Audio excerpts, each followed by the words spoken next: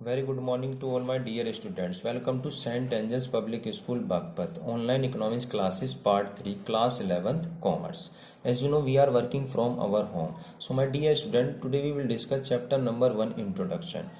Topic is meaning of economics. What is the meaning of economics? Economics is that part of social science which studies about the production, distribution and consumption of goods and services. Again I am repeating, economics is that part of social science which studies about the production, distribution and consumption of goods and services. As you know, what is the meaning of consumption? Consumption is a process in which consumer buys goods and services to fulfill his wants. What is the meaning of production? Production is a process in which raw material is converted into finished goods. Now there are two parts of economics. First is microeconomics and second is macroeconomics. What is the meaning of microeconomics? Microeconomics is that part of economic theory.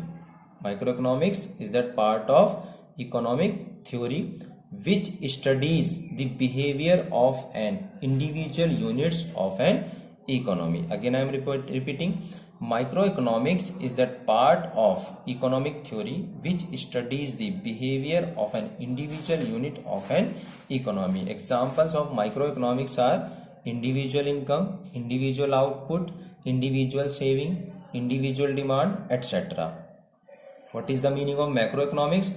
Macroeconomics is that part of economic theory which studies the behavior of aggregate units, or we can say, or as a whole units of an economy. Examples of macroeconomics are national income, national saving, national output, national demand. So I hope definition of microeconomics clear and macroeconomics is also clear. Now see here, today we'll discuss difference between microeconomics and macroeconomics. Bases are there. First is meaning, second is tool, third is purpose, fourth is other name, and fifth is variable, and sixth is example. Now first of all we will differentiate between microeconomics and macroeconomics on the basis of meaning. What is the meaning of microeconomics? Microeconomics is that part of economic theory which studies about the behavior of an individual units of an economy. What is the definition of, what is the meaning of macroeconomics? Macroeconomics is that part of economic theory which studies the behavior of an aggregate units or as a whole units of an economy. Tools of macroeconomics, tools of microeconomics. So tools of microeconomics are demand and supply, and tools of macroeconomics are aggregate demand and aggregate supply. Next basis is purpose. Purpose of microeconomics is it aims to determine price of a good or price of factors in the market, or we can say in an economy. And as you know, what are the factors of production? Land, labor, capital and entrepreneur. Purpose of macroeconomics are, listen carefully, it aims to determine level of output or employment in an economy. Again I am repeating, it aims to determine level of output or employment in an economy. What is the next basis is other name. What is the other name of microeconomics? Microeconomics is also known as price theory. Microeconomics is also known as price theory. And what is the other name of macroeconomics? Macroeconomics is also known as income theory. So next basis is variables.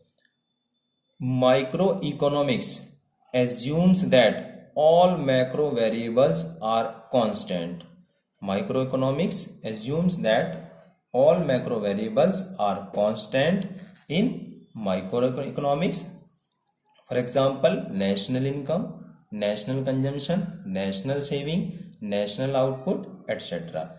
And macroeconomics assumes that all micro variables are constant in macroeconomics. For example, individual demand, individual income, individual output, individual saving, etc. Now next base is example. Example of microeconomics are individual income, individual output, individual saving, individual demand, etc. An example of microeconomics are national income, national saving, national output, national demand, etc. So I hope in this video meaning of economics is clear. There are two parts of economics, microeconomics and macroeconomics. We have already discussed what are the difference between microeconomics and macroeconomics. So I hope this topic is clear. Have a good day. Thank you very much.